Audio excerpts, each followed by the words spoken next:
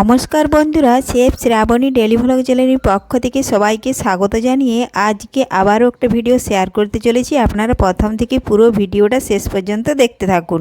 চলুন তাহলে শুরু করি। তো সবার প্রথমে জানাই আজকে সরস্বতী পুজো। তো দেখুন দেখুন চান টান করে সকালবেলায় দেখুন ফুলগুলো বাগানে অনেক ফুল ফুটেছে। আর এই দিনটার জন্যই কিন্তু ফুলগুলো জগিয়ে রেখেছিলাম কম কম তুলে।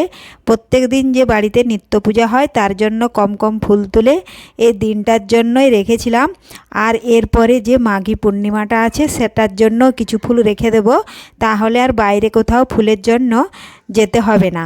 দেখুন ফুলগুলো তুলে নেব। আজকে হচ্ছে পঞ্চমী সরস্বতী পুজো, এই জন্য ফুলগুলো কিছু তুলে নেব, একটা বড় মালা গাঁথবো। আর জবা ফুলও ফুটেছে, ওগুলোও কিছু তুলে নেব আমি। দেখুন বন্ধুরা, সমস্ত ফুলেই কিন্তু একদম জলজল করছে, একদম টাটকা ফুল। এখন সকালবেলায় ফুলগুলো তুলে নেব। ফুল তোলা হয়ে গেলেই মালা একটা ভালোভাবে বড় দেখে গেঁথে নেব, যেমন ফটোটার সাইজ সেই সাইজের আমি মালাটা গেঁথে নেব। তো দেখুন বন্ধুরা, ফুলগুলো সব কিন্তু থপা ফুল ফুটেছে, আর ছোট ছোট দু একটা টুরি ফুল আছে, ওগুলাও তুলে নেব। এখানে দেখুন একটা রক্ত গেঁদার ফুল আছে, এই ফুলটাও দেখতে খুবই সুন্দর। দেখুন বন্ধুরা, ফুল তোলার কাজ শেষ করেই এখানে দেখুন পুজোর স্বাদটা আগে করে নিয়েছি, কারণ পঞ্চমী অনেক দেরিতে পড়েছে, এজন্য পুজো কিন্তু আমাদের অনেক দেরিতেই হবে। এজন্য পুজোর স্বাদটা কিন্তু আগে করে নিলাম। আর আমাদের পঞ্চমীতে গোটা সেদ্ধ রান্না হয়, সেটাও কিন্তু পুজো না হলে হবে না। তো তার জন্য দুপুরের কিছু কিছু রান্না কিন্তু ওধারে হয়ে গেছে প্রায়। দেখুন বন্ধুরা, এখানে ভাত হয়েছে, তো ভাত কিছুটা কেড়ে রেখেছি, কারণ বড় হাঁড়িতে ভাত হয়েছে, অনেকটা চালের ভাত, এজন্য সিদ্ধ হয়ে না যাতে না যায়। এখানে দেখুন ডাল হয়েছে, চাটনি, সিম ভাজা আর আলু ভাজা হয়েছে। আবারও কিছু কিছু বাকি আছে, ওগুলো কিন্তু পরে করে নেব। দেখুন এখানে ফুলকপির ভাজা হচ্ছে। আর আপনাদের কার কার এইভাবে বাড়িতে সরস্বতী পুজোর দিনে গোটা সেদ্ধ রান্না আছে সেটা জানিও।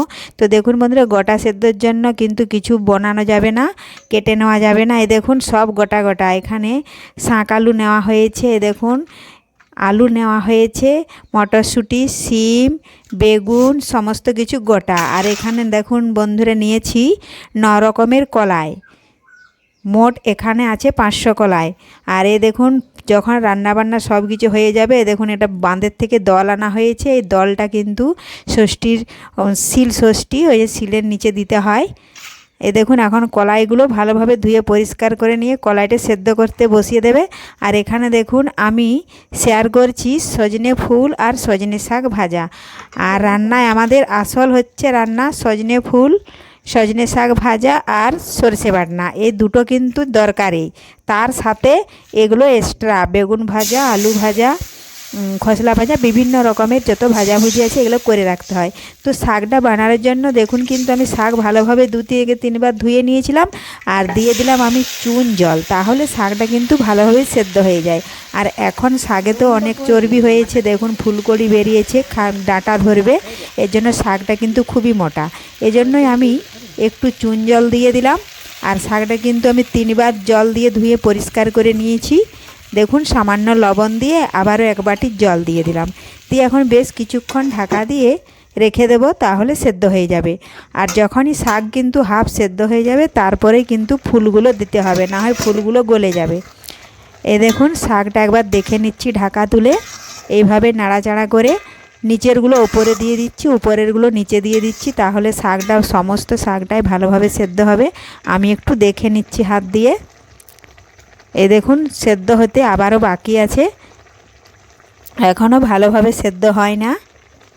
শাকটা আগে ভালোভাবে কিছুটা সেদ্ধ করে নেব। দেখুন হাফ সেদ্ধ হয়ে গেছে শাকটা। এখন আমি ফুলগুলো ধুয়ে রেখেছি, ফুলগুলো দিয়ে দেবো। দেখুন, আর এবছর কিন্তু শাক বেশি আছে, ফুল কিন্তু গাছে এখনও হয় না, এই ফুটছে। অন্য বছর কিন্তু ডাঁটা ধরে যায় এই সময়, আর আমাদের গাছগুলোতে এখনও কিন্তু ফুল বেরোচ্ছে, এই জন্য ফুল কম তোলা হয়েছে। দেখুন আবারও ঢাকা দিয়ে দিচ্ছি কিছুক্ষণের জন্য। এখন আবারও কিছুক্ষণ পর ফিরে এলাম। দেখুন বন্ধুরা, শাক আর ফুল এখন একসাথে নাড়াচাড়া করে আমি মিশিয়ে নেব। এই দেখুন শাকটা দেখে নিচ্ছি আবারও। শাক এখন ভালোভাবে সেদ্ধ হয়ে গেছে, ফুলও সেদ্ধ হয়ে গেছে। ফুল সেদ্ধ হতে বেশি টাইম লাগে না, এজন্যই আমি পরে দিলাম। আর এই দেখুন এখন এক্সট্রা জলটা দেখুন আমি ঢেলে নিয়েছি। আর যেটুকু জল শাকের গায়ে আছে সেটা কিন্তু আমি এইভাবে জাল দিয়ে নাড়াচাড়া করে কড়াতেই শুকিয়ে নেব এইভাবে। এই দেখুন সমস্ত কিছু রান্নাটা কিন্তু শেয়ার করতে গেলে ভিডিওটা অনেকটাই বড় হয়ে যাবে, এজন্য আমি বাটনা পোড়া আর সরষে বাটনা পোড়া আর এই সজনে শাক ভাজা এই দুটোই আমি শেয়ার করছি আপনাদের সাথে। কারণ অনেক রকম ভাজাভুজি রান্না আছে, অতগুলো শেয়ার করা সম্ভব নয়। আবারও অন্যান্য বাকি কাজ আছে, কারণ পুজো হয়েছে, সেই প্রসাদ কিন্তু পাশের বাড়িতে বাড়িতে দিতে হবে। এই দেখুন শাকটা এখন আমি তুলে নিচ্ছি, কারণ শাকের গা থেকে জল শুকিয়ে গেছে। এইভাবে শাকটা তুলে নিয়ে কড়াইটা দেখুন আবারও ভালোভাবে ধুয়ে নিয়েছি, ধুয়ে আবারও বসিয়ে দিয়েছি। আর আজকে কিন্তু গ্যাসে রান্না করলাম না, কারণ অনেকগুলাই রান্না আছে, এজন্য গ্যাসে হবে না, এজন্য আমি উনুনে বসালাম। দেখুন বন্ধুরা পরিমাণ মতো সাদা তেল দিয়ে দিয়েছি। সাদা তেল একটু ভালোভাবে গরম করে নিচ্ছি। তার আগে যদি কোনো বন্ধু আমার চ্যানেলে নতুন হয়ে থাকেন, চ্যানেলটি সাবস্ক্রাইব করে বেল আইকন হলে সেট করে দিন সবার প্রথমে আমার রেসিপি পেতে। দেখুন তেল গরম হয়ে গেছে, দিয়ে দিলাম গোটা জিরে আর শুকনো লঙ্কা। একটু ভেজে নিয়ে দিয়ে দিলাম আমি একটা বড় রসুন কোয়া থেতো করে রেখেছিলাম, দেখুন দিয়ে দিচ্ছি। এখন নাড়াচাড়া করে রসুনটা একটু বেশ লাল লাল করে ভেজে নেব। দেখুন বন্ধুরা লাল লাল করে ভেজে নিয়েছি রসুন। এভাবে নাড়াচাড়া করে কড়ার চারপাশে তেলটা একটু মাখিয়ে দিলাম, তাহলে শাকটা দেওয়ার সঙ্গে সঙ্গে কিন্তু আর লেগে যাবে না কড়ার মধ্যে। এ দেখুন লাল লাল ভাজা হয়ে গেছে। এখন তুলে রাখা শাক আমি ঢেলে দেব।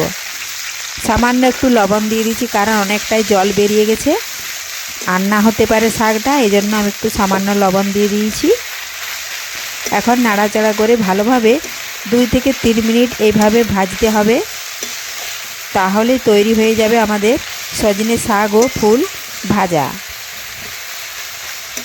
আর এই সজনে শাকটা কিন্তু অন্য সময় কেটে রান্না করি, আজ কিন্তু কাটা হয় না, কারণ এটা গোটা সেদ্ধ, এই জন্য সমস্ত কিছু গোটায় রাখতে হয়েছে। এখন দেখুন বাটনা সরষে বাটনা বেটে রেখেছিলাম, লবণ, হলুদ গুঁড়ো আর লঙ্কা গুঁড়ো দিয়েছি। এখন আমি ওপর থেকে দেব কিছুটা সাদা তেল। এই দেখুন আপনারা পারলে কাঁচা লঙ্কা কুচিও দিতে পারেন। এ দেখুন বন্ধুরা হাত দিয়ে একটু মিশিয়ে নেব সমস্ত উপকরণ। আর বাটনা পোড়াটা কিন্তু আমাদের সব থেকে শেষে বসাতে হয়, সমস্ত কিছু রান্নার পরে বাটনা পোড়া হয়ে যাওয়ার পরে কিন্তু আর কিছু রান্না করতে নেই, এটাই হচ্ছে নিয়ম। তো দেখুন এখন ওই উনুনের মধ্যে যে আগুন আছে, আগুনের মধ্যে আমি বসিয়ে দেব। আর এটা কিন্তু আগুনেই ভালো হয় গ্যাসের থেকেও। এইভাবে আস্তে আস্তে তাপে তাপে হতে থাকবে। এই দেখুন বন্ধুরা ফুটছে, একবার আমি মাঝখানে নাড়াচাড়া করে দিচ্ছি। নিচের বাটনাটা ওপরে তুলে দিলাম, ওপরেরটা নিচে করে দিলাম, এইভাবে নাড়াচাড়া করে শুকনো শুকনো করে নামিয়ে নেব। তো আজকের এই সরস্বতী পুজোর গোটা সিদ্ধ রান্না আপনাদের ভালো লেগে থাকলে লাইক শেয়ার কমেন্ট করতে অবশ্যই ভুলবেন না। এই দেখুন বন্ধুরা হয়ে গেছে, এখানে গোটা সিদ্ধ নামানো হয়ে গেছে। দেখুন ঠান্ডা হয়ে গেছে, অর্ধেকটা কিন্তু জামবাটিতে ঢেলে খাওয়াও হয়ে গেছে। এটা কিন্তু আজকে সকালে, আর আজকে তো ভাত রান্না হয় না, কালকে রান্না করে রেখেছিলাম। আজকে আমাদের কিছু খেতে নেই গরম, আজকে খালি ছেলেরা মাছ খাবে, তার জন্য মাছ এনে মাছ ভাজা হয়ে গেছে। এই দেখুন গোটা সেদ্ধ সমস্ত কিছু গোটা গোটা বেগুন, শিম, মটরশুঁটি, আলু, শাক আলু। আজকের এই পুরো ভিডিওটা ভালো লাগলে লাইক শেয়ার কমেন্ট করতে অবশ্যই ভুলবেন না বন্ধুরা। আর প্লিজ আমার পাশে থাকুন, ধন্যবাদ। এই দেখুন ঢাকা তুলে নিয়েছি। এখানে আছে বেগুন ভাজা, পেঁয়াজ কলি ভাজা, আলু ভাজা, এগুলো এক্সট্রা। আর আসল হচ্ছে সরষে বাটনা পোড়া রসুন দিয়ে আর সজনে শাক ভাজা, এই দুটো দরকারি। এই দেখুন এখানে বাটনা পোড়া এই দেখুন নামানো হয়েছে, এইভাবে শুকনো শুকনো করে নামাতে হবে। এ দেখুন কালকে কিন্তু রেখে কড়ার মধ্যে ঢাকা দিয়েছিলাম একসাথে। আর এটা হচ্ছে শাক ভাজা, মাইটা ফাঁকা করেছিলাম, বাটিটায় নিচে যদি ছাই থাকে এজন্য ফাঁকা করে বসিয়েছিলাম। এ দেখুন এই সব রান্না হয়েছে। আর এ দেখুন এখানে হাঁড়িতে, অনেক বড় হাঁড়িতে ভাত হয়েছে, ভাতে কিন্তু জল দেওয়া ছিল, আজকে কিন্তু এই ভাতটাই খাওয়া হবে। আজকে কিছু রান্না হয় না, কালকে সব রান্না করে রাখতে হয়। আজ গরম খেতে নেয়, ছেলেরা খায়, আমরা খাই না। ধন্যবাদ।